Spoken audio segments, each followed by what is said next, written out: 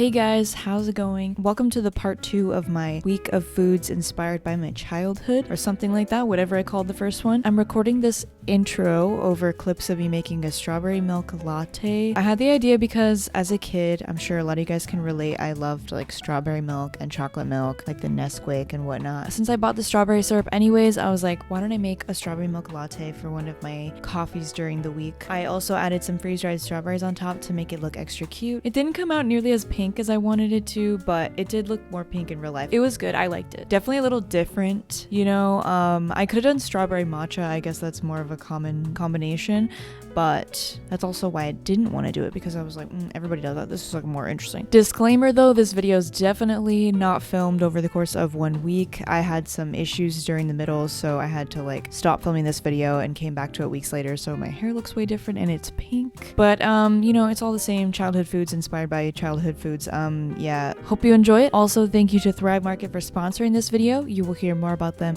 later on in the video. I will be preparing for you one of my favorite childhood snacks. It's nothing extravagant at all. It's actually very simple. Basically, it's just a peanut butter and jelly sandwich dipped in milk. Just like you would dip a cookie in milk, you know? And I think I got this from my mom, because I think she would do this. I should ask her where she got the idea from. That's a lot of jelly. But yeah, I don't know how to explain it to you. You just have to do it yourself. Try it, let me know what you think, because I personally still think it's delicious. Even better if you make like a grilled PB&J, like a grilled cheese, but with a PB&J, obviously. Like fry it in butter and then dip that in milk. So good. Peanut butter makes your mouth like dry or sticky or whatever, so like the milk, I don't know, you know. I'm not explaining it well at all. I would love to know if you guys think it's weird, or if you're like, oh my god, I do that. I do that. So it's better with a grilled PB&J. Obviously, of course, everything fried in butter is gonna be better. Or maybe it's not good, and it's just like my nostalgia makes me think that it's good. But I think it's so good. Like, let it like soak up in there, you know? I don't know. Doesn't that just look so appetizing to you? I bet it does. You know what? It's kind of a good like summer way to eat a PB&J, because it like makes it like cold and like refreshing because of the cold milk, you know? But before we get on with the rest of the nostalgic childhood inspired foods, let's take a minute or a few to talk about the sponsor of today's video, Thrive Market. Let's see what I got this time from Thrive Market. If you've watched my videos before, you've probably heard me talk about Thrive Market because they sponsor a lot of my videos and I appreciate it. I kind of already dug in here because I ran out of mints. If you've never heard of Thrive Market, they are an online membership-based grocery store that sells any of the stuff that you would find in your in-person health food store. They got pantry staples, condiments, snacks, canned goods, but they also have like toiletry items, cleaning items, pet, kid, baby stuff. Speaking of toiletry items, I got some Tom's toothpaste. Ooh, my favorite melatonin gummies that I keep reordering because I really love them. I also got this pesto paste. I always see this brand of like tomato paste in stores, but I didn't know they had a pesto paste. I've never seen the pesto paste in stores, and I was really excited because I thought this would be really good to add to like sandwiches. What is cool about the Thrive Market website or app, any like category that you're shopping in, you can narrow down your search with like tons of different categories that they have on there. So I obviously always click vegan, so it narrows it down for me and only shows me what's vegan. Or if you have any like allergies, definitely saves you a lot of time. There's certain things like this where like I would assume this wasn't vegan, so I wouldn't have even like thought to look at this, but because it showed up when I was on the vegan tab. Anyways, I also got veggie crisps. I actually bought these because I wanted to put chips in a sandwich, and I thought like getting veggie chips would be more fun than just like regular potato chips, you know? But I'm sure the rest of them will get eaten outside of being in a sandwich. Oh, I got roasted salted nuts, ethically sourced, Brazil nuts, almonds, cashews, and pecans. I also love Thrive Market because everything is always packaged super nicely. I buy a lot of things in glass jars, you know, or glass bottles, and I've never had one broken when it's come to me. Even though there's a good amount of like wrapping in here, it's all recycled and recyclable packaging. Plus, speaking of the shipping, it is free if you spend over $49, which is obviously super easy to do when there's so much stuff on there. There's always like different free gifts that you can choose from when you spend a certain amount of money, and right now they're doing this snack and spread free gift, which includes these organic salted caramel rice cakes and this cashew cacao spread, palm oil free. Love to see it. I've actually never had this. I've had a few different like vegan chocolate nut spreads, you know, but I've never had this one. But this brand, like everything I tried from this brand is like so luscious. Honestly, this kind of goes with the video because I used to actually like rice cakes as a child. Some sun-dried tomatoes for my sandwich, or also for like pizza or pasta. Oh yeah, the ranch. Someday a ranch. Oh, it's a new recipe. I didn't know that. Ranch also goes with the kid theme for sure, because I was definitely a ranch fiend as a child. I can find a lot of things on Thrive Market for cheaper than I can find at my local health food store, especially the Thrive Market brand. They have a lot of really good pantry staples on there for a good deal, and it's like a lot of ethically sourced and organic stuff on there. On this order, I saved about $22. So if you're interested in becoming a Thrive Market member, click the link in the description below and you can get 30% off your first order, as well as a free gift worth up to $60. Thank you again to Thrive Market for sponsoring this video, and let's get back to the rest of the video. Okay, so now we are making the cheesy gordita crunch that I mentioned in the last video was my favorite thing to get from Taco Bell as a kid. And I'm using this boca ground beef stuff just because I already had it in the freezer, but I don't love it. It definitely did the job, but it's definitely nothing like Beyond Meat or Impossible Meat as far as like the meatiness, you know? I saw Eat Figs Not Pigs do an Instagram reel where she was making cheesy gordita crunches recently, and she put it in the oven, the soft taco part in the oven, to like heat it up and melt the cheese and stuff. So I was like, oh, I'll just do it in like the air fryer. That's like the same thing, you know? And I don't have to heat up the oven in the summer. But then my air fryer stopped working. Like, I realized it wasn't working when I was making these, and it hasn't worked since. So that's really cute. But I was already all set to make it. I didn't feel like preheating the oven and stuff. So I was like, why don't we just microwave it? Because honestly, that's probably what Taco Bell does anyways, right? Trying to get that authentic Taco Bell experience. Also, my crunchy taco shell does not fit well into the soft taco part. So I just used two, and I like broke them up in there and then filled up my taco like that. It was fine. And I had some shredded lettuce and pico de gallo, and yeah, it really felt like Taco Bell. I actually realized that I did have some smaller tacos in the fridge. I think I just had one left. So here's my one perfect little taco. But yeah, it really felt like that Taco Bell experience. I also had some Taco Bell sauce that I was putting on them. Honestly, like super simple, super easy, but just like a fun little way to make like a Taco Bell at home, you know? So you cannot see me. All right. Hello, everybody. I'm sure I already said it in the voiceover, but I'm really mad at this casserole.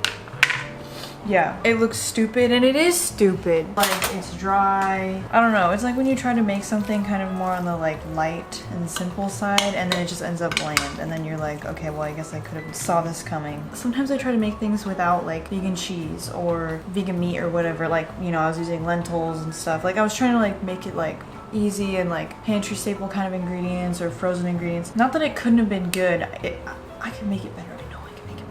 But let's just make it better, cheesier, fattier. Let's go. So I'm going to put some bouillon in this jar, and I'm gonna put some nutritional yeast, and we really need more nutritional yeast. Some oat milk. Just making a sauce, I don't know. And you know, I didn't use any, I used like garlic powder and stuff, but I forgot to actually add like garlic. So I'm adding some garlic, also some butter, because I really could have made this fattier. Okay, and pepper. Like, I felt like I seasoned it well. I put my herbs and stuff, but it's just like, it's not giving that comfort that I wanted it to give. And a lot of comfort comes from fat, butter, and oil. Is this really weird? Let me know if you think this is really weird. I'd love to know. The butter didn't mix in at all. That's okay. We will just do this, and also, yeah, we're just gonna move it around. It's just like a soup, really. Now it's just a soup. Cheese, grating it onto the casserole. I'm just gonna, yeah, okay. I don't need to talk for everything. Sometimes I can just stop talking. It's kind of a wild concept, but I say as I'm talking. I just keep talking about not talking, but I'm still talking.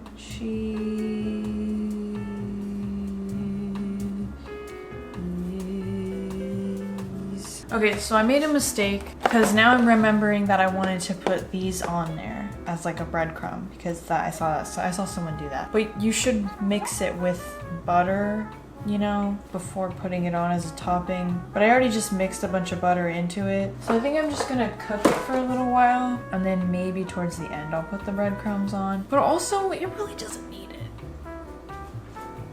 So the casserole, it's been in there for over 20 minutes. Oh shit, it's been in there for like 30 minutes, I think. Looking a lot better. I mean, it's got like way more sauciness now. There's some like oil separation on the top, but actually, I guess it's kind of good that the oil is separated because then I can put these crackers on there and they'll mix into the oil, I guess.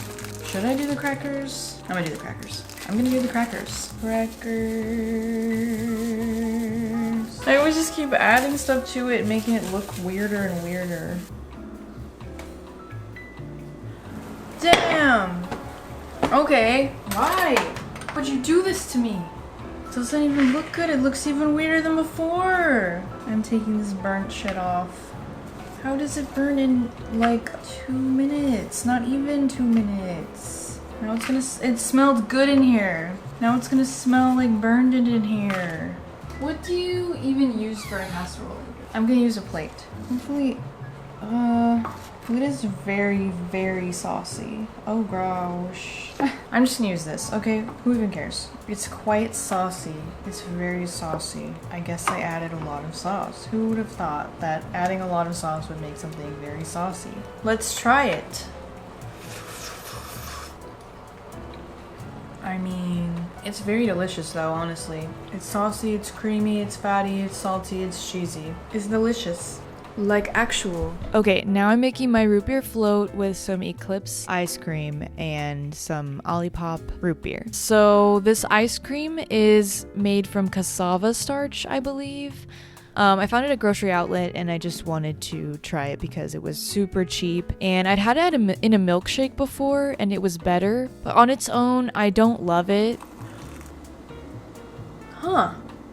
I don't know why, like, I guess because stevia or Zevia tastes just as sweet as like regular soda, you know? Or like, I don't know, I don't notice it.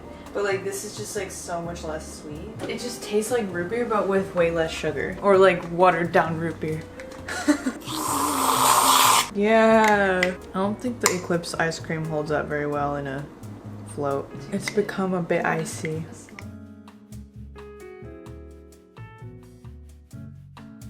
So now I'm going to make strawberries and cream frappuccinos, which I actually bought this syrup for and kind of regret because when I was looking up strawberry frappuccino recipes, like copycat recipes, everyone has a different way of making it, and probably the first one that I looked up said they used a strawberry syrup. So I went and bought this, and now I changed my mind to a different recipe, and that recipe doesn't use like a strawberry syrup like this. They make like a strawberry puree, and then someone also commented on my video and said that they worked at Starbucks and they just use like a strawberry puree. So we're just gonna forget about this. I'll use it for other kinds of drinks other times. So of course I'm gonna use my favorite strawberry jam. The recipe that I'm gonna use for their strawberry syrup, they use strawberries, white grape juice, and sugar, and they like cook it together until it becomes, you know, thickens, whatever. So I was like, this is basically strawberries and sugar. So I'm just going to mix the strawberry jam with some frozen strawberries and some water just to make it more liquidy and use that. Okay, so let's go. Because you guys know that I want to try to make recipes for things more like universal so that you can make them at home easier instead of having to go get the same like strawberry syrup or whatever. You might already have strawberry jam, you know? I'm making 2 servings. So I'm putting 4 scoops of the strawberry jam. And why do they have to be whole strawberries? I should pay attention more. But why would they, who wants whole strawberries? Oh, okay. This is not measurable. this isn't gonna work. Why did I think that this would work? Okay, so I'm gonna just say 1, 2, I'm gonna say 6 strawberries and some water. Just a little so that it blends. Just a little. I'm gonna use this like full fat milk, so I think even if I like water it down a little bit, it should still be creamy. It'd be kind of fun to make this with different kinds of fruits now that if I have like a recipe down, you know?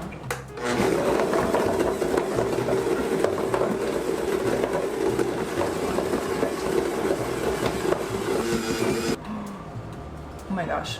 Okay, good. It's sweet. I think it's good. It needs to be like too sweet because it's gonna be stretched with other ingredients. So should I add more? I'll add 1 more scoop. A little bit of water. I'm definitely making this like a lot different than the recipe, but you know what?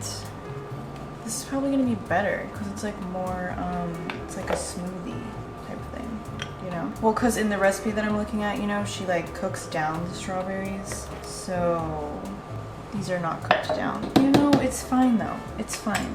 I love smoothies. I love the fresh, you know, the freshness. I have some scoops separated out for prettiness. And then I'm going to add other ingredients to this.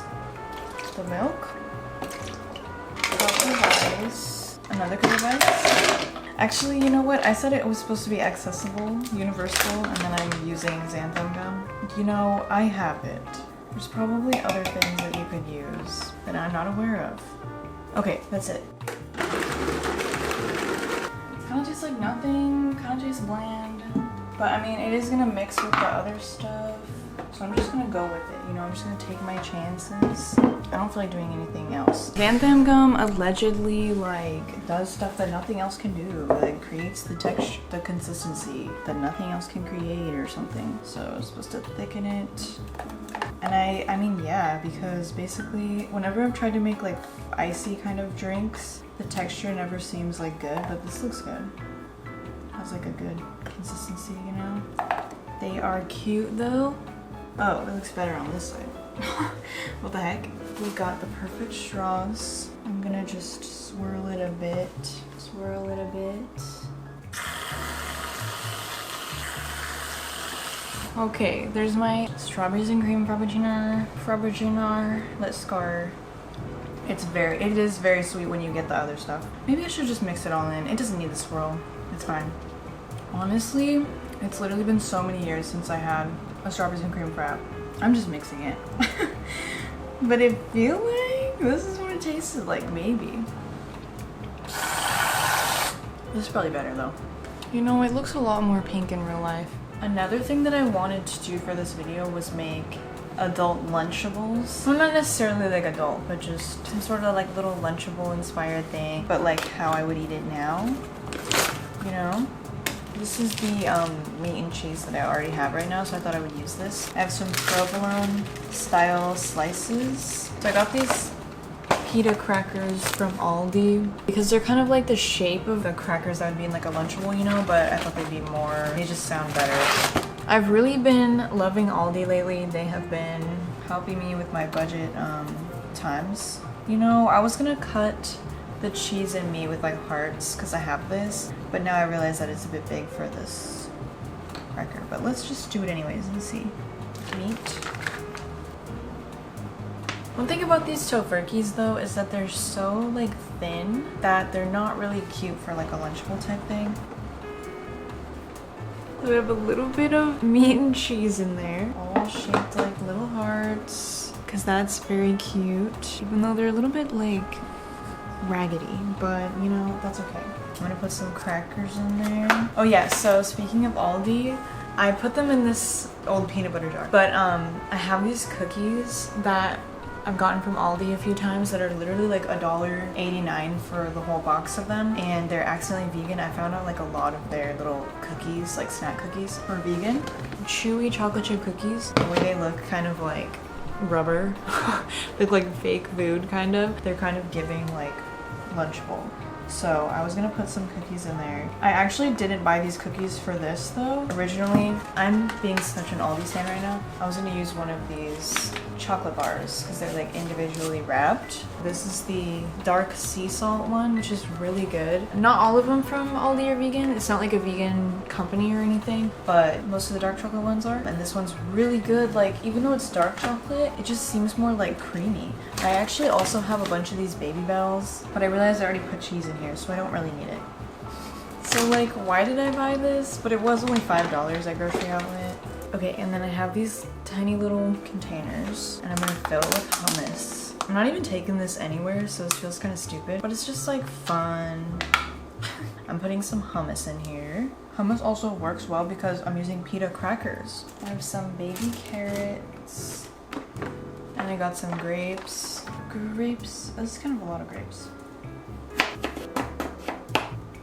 Okay, here's my adult lunchable.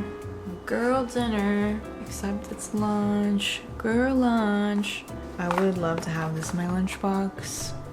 Oh, it looks way better from this angle. So we have our lunchable here, the main course, and then we have some hummus, and we have some carrots and cucumber to dip in the hummus, and grapes, and then our dessert, our 2 little cookies.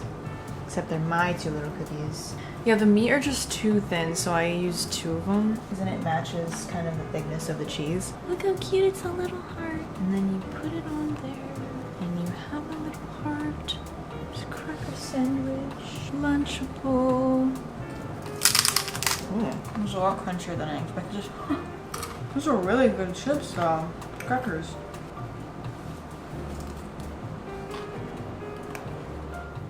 Embarrassingly, when I was a child, like a really young child, I was kind of picky. If I had the choice, I would eat like a picky child would, where I would just eat like, you know, like the tan diet, the beige diet, where everything is just like cheese and gluten and rice. I don't know what changed along the way to where I am how I am now, where I'll like eat anything as long as it's vegan basically. I'm talking about this because my Subway order when I was a child, I would always want just bread and mayonnaise and cheese and olives.